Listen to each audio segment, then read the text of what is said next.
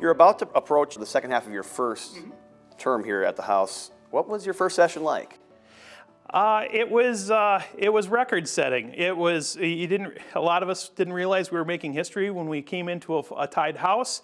It hadn't happened in a long time, and what it ended up doing is making everybody had to work across the aisle and work very closely to try to get get the ball across the finish line. And it wasn't what I was expecting, but it wasn't anything bad enough to push me away from wanting to ever do it again. So, is there any legislation that you focused on that you're proud of?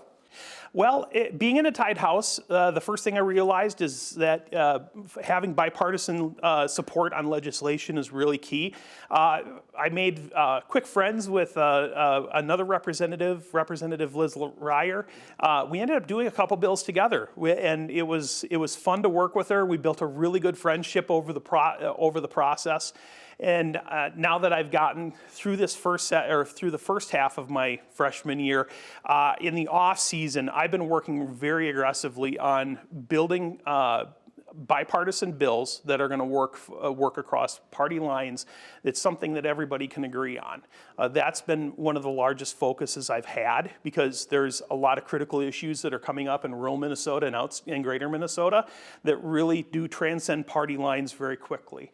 And that's something I'm very interested in getting done. It's stuff that's very critical to my community, but greater Minnesota as a whole. There was something I took from one of your recent legislative updates. It said that you met with the MSU Mankato president to discuss civil discourse and freedom of expression on campus.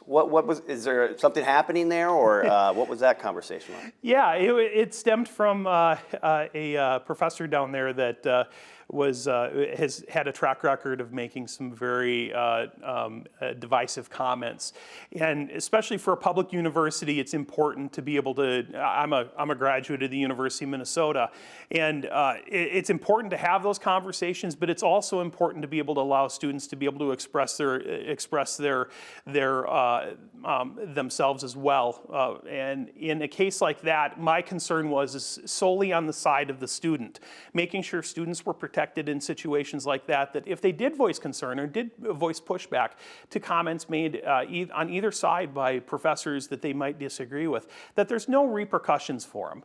Education is about learning, and it's about helping kids become better people and helping them learn in the process. And I think that stifles the ability for kids to be able to learn when you have to be concerned about what a professor says and if it's going to impact you in terms of your grades. And I was very fortunate to have President Inch want to sit down and talk with me about it and kind of go through what they were experiencing and some of the frustrations he was seeing on his side of it, and how they were addressing it to make sure students were protected in the process. You were in the farming business, or you were a little bit. We talked about that in your district. A lot of farmland down there, right? Yes, quite a bit. Okay, so I wanted to ask, from the people that you've talked to, either at events or just people that you speak with, I've heard reports that tariffs or maybe other problems have causing some issues for farmers. Can you speak to that? Yeah, it's nothing that farmers haven't had to deal with over a long period of time. As a kid, I'm a product of the 80s farm crisis. Things were very difficult at that point in time. Prices were low. It was just not a very good time for us. We lost a substantial amount of farmers at that point in time. I, for one, my family was on food stamps and food assistance in order to be able to kind of make it through those couple years. And what we're seeing again is a similar situation, but not nearly as extreme. The tariffs have made things difficult as far as getting parts and things in, but we've been, as agriculture and farmers go, we've been able to manage around it. I think as you talk to producers, the biggest response I get back from them is, we've always been the bargaining chip when it came to tariff or trade deals with other countries, and we're usually the one thing that they barter with, because the U.S. has one of the safest, largest, and most plentiful supplies of food, and that's the one thing that countries are scrambling over. So we're usually used as a bargaining chip, and the hope is by going through this, it levels the playing field and gets us back into a more equal footing with our counterparts across the seas. It was heartening to hear that there was a trade negotiation deal that was hammered out between the U.S. and China to confirm soybeans being purchased. The moment that happened, we saw an increase in soybean price. And the thing is when you see soybeans come up in price, you're also going to see corn come up in price because it has to be relatively competitive with it in order to help growers decide if they're going to plant that next year. So we're starting to see some of these trade deals come through, some of these things happening, and there's a glimmer of hope on the horizon. The farmers always operate out of the idea that better days are to come. We always look at a glass being half full instead of half empty. So maybe it's just my perpetual optimism. That's good. That's a good thing. We have to have that. So. Right. Yep. A different legislative update I saw, you were talking to some folks, and you mentioned that we should focus on stabilizing nursing homes in greater Minnesota. Is there a problem with the nursing home situation? Yeah, in a big way. I've seen in Kenyon, in the Kenyon area, we lost our senior living home here a couple years ago, and it really put a huge hole in our community. We were having to, our seniors were getting shipped off to different nursing homes that were anywhere from 10 miles to as many as 20, 30 miles away. There's a huge shortage of nursing homes. And just this last year, we found there was 2 more homes that were getting closed down in my district as well. So it's becoming a very difficult situation for a lot of us to try to deal with. And as these homes are getting shut down and seniors are getting moved out of the community that they're used to and the people that they're familiar with, it makes things very difficult on everybody.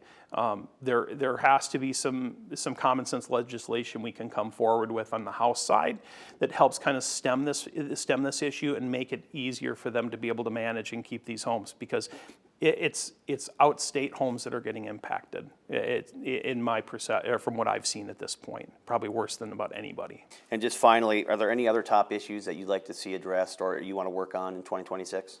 One of the bills I'm currently working on is a stop arm bill. With what we saw in the latest court ruling that happened, where that lady was able to get out of her running a stop sign on a school bus. I think that's something that we can all agree on is something that shouldn't be happening in the state of Minnesota. So I'm working on language to be able to clarify that. I'm working on language on another bill to hold people doing robocalls into the state of Minnesota, which I think everybody's frustrated about.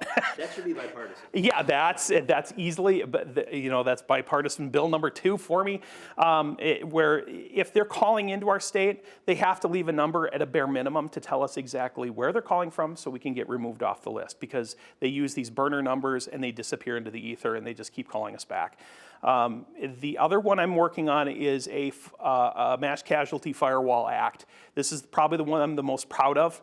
What this does is we've seen a situation in greater Minnesota where an individual is basically building the necessary things in order to be able to create a mass casualty event at a college. And what ended up happening is they don't have the ability to charge this individual, even though they had the supporting materials, they had everything in place, they had figured out exactly how police officers were moving, ambulances were moving. They were building this entire case and they can't go after the person for it.